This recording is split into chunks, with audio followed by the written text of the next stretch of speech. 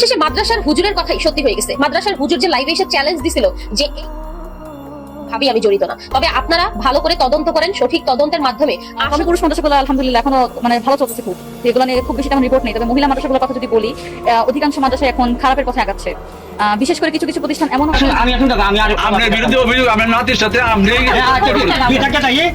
নিজের আপন ভাই দিনের পর দিন নিজের জন্মদাতা বোনের সাথে কুকর্ম করলো, আর সেই জঘন্য পাপের বোঝা অবলীলায় চাপিয়ে দেয়া হলো মসজিদের একজন সম্মানিত নিষ্পাপ ইমামের ঘাড়ে। গর্ভবতী হয়ে পড়ল কিশোরী, আর জেলে পৌঁছতে হলো হুজুরকে। সমাজের মানুষের গালিগালাজ, চাকরিচ্যুতি আর চরম অপমানের শিকার হয়ে যখন ওই হুজুর আত্মহত্যার দ্বারপ্রান্তে, ঠিক তখনই যেন আল্লাহর তরফ থেকে ফেরেশতা হয়ে এলো বিজ্ঞান।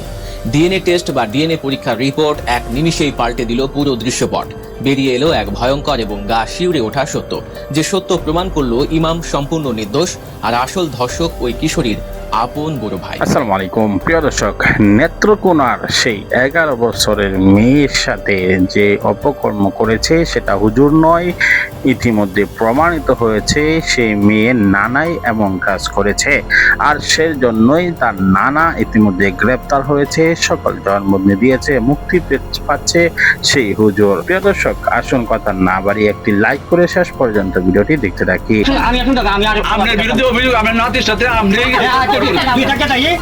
নিজের আপন ভাই দিনের পর দিন নিজের জন্মদাতা বোনের সাথে কুকর্ম করলো, আর সেই জঘন্য পাপের বোঝা অবলীলায় চাপিয়ে দেয়া হলো মসজিদের একজন সম্মানিত নিষ্পাপ ইমামের ঘাড়ে। গর্ভবতী হয়ে পড়ল কিশোরী, আর জেলে পৌঁছতে হলো হুজুরকে। সমাজের মানুষের গালিগালাজ, চাকরিচ্যুতি আর চরম অপমানের শিকার হয়ে যখন ওই হুজুর আত্মহত্যার দ্বারপ্রান্তে, ঠিক তখনই যেন আল্লাহর তরফ থেকে ফেরেশতা হয়ে এলো বিজ্ঞান। ডিএনএ টেস্ট বা ডিএনএ পরীক্ষার রিপোর্ট এক নিমিষেই পাল্টে দিল পুরো দৃশ্যপট। বেরিয়ে এলো এক ভয়ঙ্কর এবং গা শিউরে ওঠা সত্য, যে সত্য প্রমাণ করলো ইমাম সম্পূর্ণ নির্দোষ, আর আসল ধর্ষক ওই কিশোরীর আপন বড় ভাই। হ্যাঁ দর্শক, ঠিকই শুনছেন, এমন রূপকথার গল্পকেও হার মানানো ভয়ঙ্কর বাস্তব ঘটনাটি ঘটেছে আমাদের এই বাংলাদেশে। আর এই ঘটনা চোখে আঙুল দিয়ে দেখিয়ে দিয়েছে আমাদের তথাকথিত সমাজ আর কিছু মিডিয়া কতটা অন্ধ, কতটা পক্ষপাতদুষ্ট। হুজুর বা মাদ্রাসা নাম শুনলেই যাচাই বাছাই ছাড়া কিভাবে একটি মানুষের চরিত্র হনন করা যায়, আজকের এই বিশ্লেষণটি না শুনলে আপনি বিশ্বাসই করতে পারবেন না। ফেনীর পরশুরাম উপজেলার একটি চাঞ্চল্যকর ঘটনা। এক কিশোরী যখন গর্ভবতী হয়ে পড়ে, তখন তার পরিবার নিজেদের সম্মান বাঁচাতে ও আসল কালপ্রিটকে আড়াল করতে এক অভিনব ফাঁদ পাতে। তারা স্থানীয় মক্তবের শিক্ষক এবং মসজিদের ইমাম মোজাফফর আহমদের বিরুদ্ধে ধর্ষণের মিথ্যা অভিযোগ দায়ের করে। প্রশাসনও কোনো ধরনের গভীর তদন্ত ছাড়াই অভিযোগের ভিত্তিতে ওই ইমামকে গ্রেফতার করে। একজন সম্মানিত ইমাম, যিনি মানুষকে ধর্মের পথ দেখান, তাকে পড়তে হয় হাত করা। টানা 1 মাস 2 দিন তাকে জেলের 4 দেয়ালের ভেতর কাটাতে হয়। ওই সময়টাতে কি ঘটেছিল জানেন? তথাকথিত কিছু মূলধারার মিডিয়া এবং সোশ্যাল মিডিয়ার কিছু অতি উৎসাহী লোক হুমড়ি খেয়ে পড়েছিল এই নিউজের উপর। মাদ্রাসা শিক্ষকের লালসার শিকার ছাত্রী, ইমামের এ কেমন রূপ, এমন সব চটকদার আর ক্লিক বেইট শিরোনামে ছেয়ে গিয়েছিল চারপাশ। কেউ একবারও তলিয়ে দেখার চেষ্টা করেনি অভিযোগটি আদৌ সত্য কিনা। এই প্রোপাগান্ডার কারণে ওই ইমাম স্থানীয় মসজিদের ইমামতির দায়িত্ব হারান। শুধু তাই নয়, ইসলামিক ফাউন্ডেশন থেকেও তাকে চাকরিচ্যুত করা হয়। তার দীর্ঘদিনের অর্জিত সম্মান, সামাজিক অবস্থান সবকিছু মুহূর্তের মধ্যেই মাটিতে মিশে যায়। কিন্তু সত্য কখনো চাপা থাকে না। মামলার তদন্তের এক পর্যায়ে সিআইডি যখন ওই ইমামের ডিএনএ টেস্ট করায়, তখন রিপোর্ট দেখে তদন্তকারী কর্মকর্তাদেরও চোখ কপালে ওঠার জোগাড়।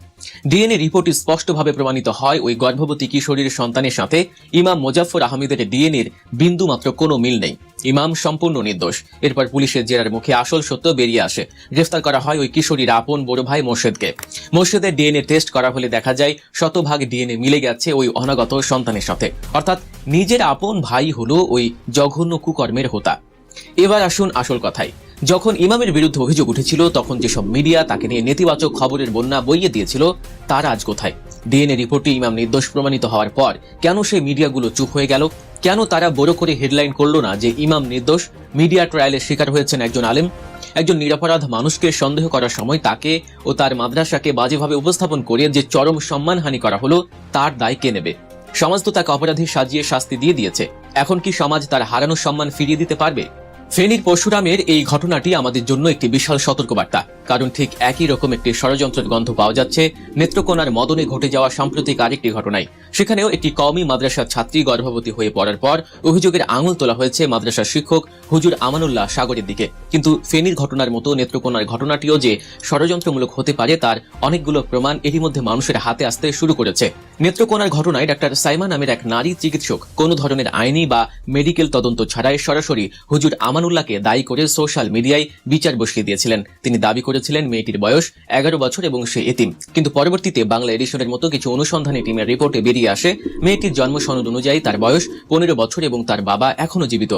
যে চিকিৎসক একজন মেয়ের বয়স এবং তার পরিবারের তথ্য নিয়ে মিথ্যাচার করতে পারেন, তিনি হুজুরকে ফাঁসানোর জন্য যে কলকাঠি নাড়ছেন না তার গ্যারান্টি কোথায়? সবচেয়ে আশ্চর্যের বিষয় হলো ওই ঘটনার পর থেকে ওই ডাক্তার সাইমা এখনো রীতিমতো লাপাত্তা। তার চেম্বার বন্ধ, তিনি কারো ফোন পর্যন্ত ধরছেন না। একজন সৎ মানুষের তো পালিয়ে বেড়ানোর কথা নয়।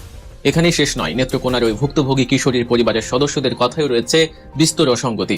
মেয়েটি নানা এক এক সময় এক এক কথা বলছেন। এর সবকিছুই ইঙ্গিত দেয় যে প্রকৃত অপরাধীকে বাঁচানোর জন্য হয়তো মাদ্রাসার শিক্ষক আমানুল্লাহ সাগরের উপর মিথ্যা মামলার খড়গ ঝুলিয়ে দেওয়া হচ্ছে।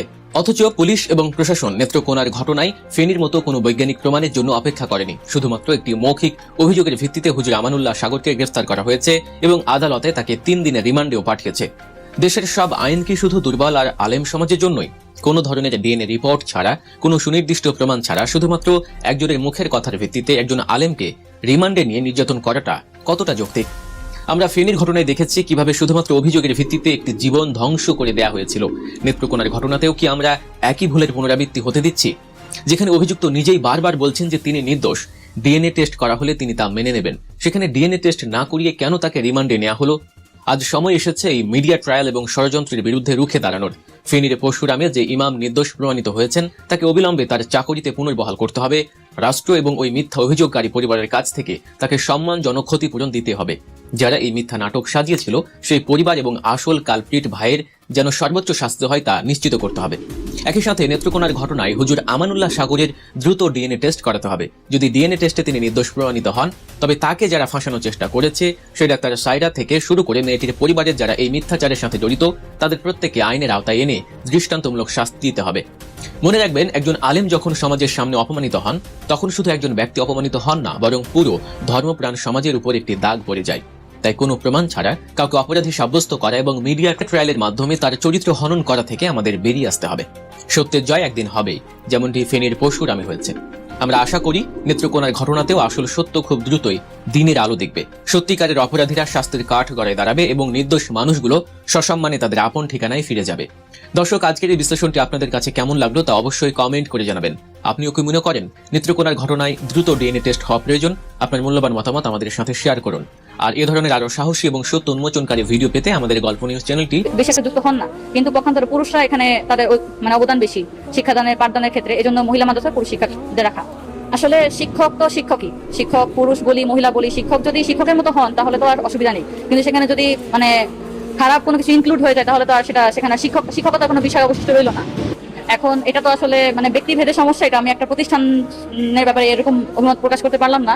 তবে আমি এটা বলবো যে স্কুল, কলেজ, মাদ্রাসা, অধিকাংশ শিক্ষা প্রতিষ্ঠান এখন এমন হচ্ছে যে ছাত্রছাত্রীদেরকে এরকম দেখা যায় যে টর্চার করতেছে গোপনে, বিভিন্ন রকম এরকম ঘটনা তো আপনারাও শুনে থাকেন। তো এই জাতীয় ঘটনার জন্য দেখা যাচ্ছে যে খুবই কম প্রতিষ্ঠান এগুলো প্রকাশ পায়, এগুলো কিন্তু সহজে প্রকাশ পায় না। অবশেষে মাদ্রাসার হুজুরের কথাই সত্যি হয়ে গেছে। মাদ্রাসার হুজুর যে লাইভে এসে চ্যালেঞ্জ দিছিল যে এই খারাপ কর্মকাণ্ডের সাথে কোনোভাবেই আমি জড়িত না, তবে আপনারা ভালো করে তদন্ত করেন। সঠিক তদন্তের মাধ্যমে আসল অপরাধী যে দোষ করছে সে ঠিকই বের হয়ে আসবে। ঠিকই, কিন্তু আবার কিন্তু হুজুর আরেকটা চ্যালেঞ্জ দিছিল যে আপনার, কারণ এখন তো প্রযুক্তি উন্নত, যুগ অনেক উন্নত হয়েছে, এখন অনেক ভাবে অনেক কিছু করা সম্ভব। যদি আপনারা সমস্ত প্রমাণ হাতে আসার আগেই সমস্ত দায় আমার ঘাড়ে চাপায় দেন তাহলে আসল অপরাধী সে এমনিই পার পাওয়া যাবে। আসল অপরাধী হয়েছে ওই মেয়ের নানা। ওই মেয়ের নানা নাকি মেয়ের সাথে রাতে ঘুমাইতো বা কিছু একটা, যাই হোক, মেয়ে ঢাকায় চলে গেছিল, সেইখান থেকে জবরদস্তি করে মেয়ের নানা আবারও মেয়েটাকে গ্রামে ফিরায় নিয়ে আসছে। আর সমস্ত দায় এই হুজুরের ঘাড়ে চাপায় দেওয়া হয়েছে। মূলত কি ভাই, মসজিদ মাদ্রাসায় কোনো ঘটনা ঘটলে আমরা হুজুরদেরকে দায়ী করি, বা আমাদের সমাজে হুজুরদেরকে আমরা একটু অন্যরকম চোখে দেখার চেষ্টা করি, একটু লুচ্চা লুচ্চা টাইপের বা একটু খারাপ, বা তাদের তারা 2টা 4টা 5টা বিয়ে করে এরকম চাইতেন। কিন্তু সবসময় দোষ কি হুজুরদেরই হবে? এই যে মেয়েটার সাথে যে ঘটনাটা ঘটছে, এই সমস্ত ঘটনা তার নানা ঘটাইছে। তারপরে টেকনিক্যালি প্ল্যান করে হুজুরের ঘাড়ে সমস্ত দায় চাপায় দেওয়ার চেষ্টা করছে। কিন্তু এখন তো আর সেটা চাইলেও সম্ভব না, ডিএনএ টেস্টের মাধ্যমে আসলে সবই বের হয়ে এসে পড়ছে। হুজুর কিন্তু লাইভে এসে চ্যালেঞ্জও দিছিল যে এই বাচ্চার আসল বাবাকে, সেটা কিন্তু ডিএনএ টেস্ট করলেই বুঝতে পারবেন আপনারা। আর ওই ডাক্তার, আমি বলবো এখানে ডাক্তারের কোনো দোষ নাই, কারণ ডাক্তার তো আর বলে নাই যে হুজুরই দোষী। ডাক্তার বলছে যে এই ঘৃণ্য বা খারাপ কাজ যে করছে তাকে আসলে খুঁজে বের করে দৃষ্টান্তমূলক বিচারের আওতায় বা শাস্তির আওতায় আনা হোক, কারণ এই কাজ যে করছে সেই হইলো মানে আসল অপরাধী। এখন সেটা হুজুরও হইতে পারে, মেয়ের নানাও হইতে পারে, যে এই কাজ করছে তাকেই যেন শাস্তি দেওয়া হয়। এমন কথা হইলো মেয়ের নানা যে এই কাজগুলো করছে এটা কি একদিনে হয়ে গেছে? অবশ্যই না। মেয়ে যেহেতু ওই বাড়িতে থাকতো, অবশ্যই মেয়ের নানা মেয়েটার সাথে এরকম মানে কাজ দিনের পর দিন করছে। আর এই জিনিসটা ওই মেয়ের বাড়িতে কি কেউ জানে না? অবশ্যই জানে। তারা যাই না শুই না সমস্ত দায় সমস্ত দোষ এই হুজুরের ঘাড়ে চাপাইতে চাইছিল। ওই যে মান সম্মান বলে একটা কথা আছে না, মানে খারাপ কাজ তারা করতে পারবে কিন্তু একটা অসহায় নির্দোষ মানুষের ঘাড়ে দায় চাপানোর বেলায় তারা দ্বিতীয়বার চিন্তা করে না। আর সব থেকে বড় কথা, হুজুর আসলে সাহসের পরিচয় দিচ্ছে, কারণ উনি যদি চুপ থাকতো তাহলে কিন্তু উনি বিনা অপরাধে মানুষের চোখে খারাপ হইতো, শাস্তিও পাইতো। উনি সাহস করে আইসা উনি বলছে আপনারা টেস্ট করেন, আপনারা অপরাধী খুঁজে বের করেন, আপনারা সময় নেন। তো তারপরে কিন্তু সব মানুষ চিন্তা ভাবনা করে দেখছে যে হ্যাঁ আসলেই তো কোনো একটা মানুষের অপরাধ প্রমাণ হওয়ার আগেই যদি তাকে আমরা অপরাধী সম্পূর্ণ ভিডিওটি দেখলেন, বুঝতে পেরেছেন ভিডিওটি অত্যন্ত গুরুত্বপূর্ণ। আমরা ব্রেকিং নিউজ, আপডেট টপিক এবং তাজা খবর আপনাদের মাঝে শেয়ার করে থাকি, তাই সকলেই ভিডিওটি সর্বোচ্চ শেয়ার করে দিবেন এবং পরবর্তী সকল আপডেট এবং ব্রেকিং নিউজগুলো পাওয়ার জন্য আমাদের চ্যানেলটিকে সাবস্ক্রাইব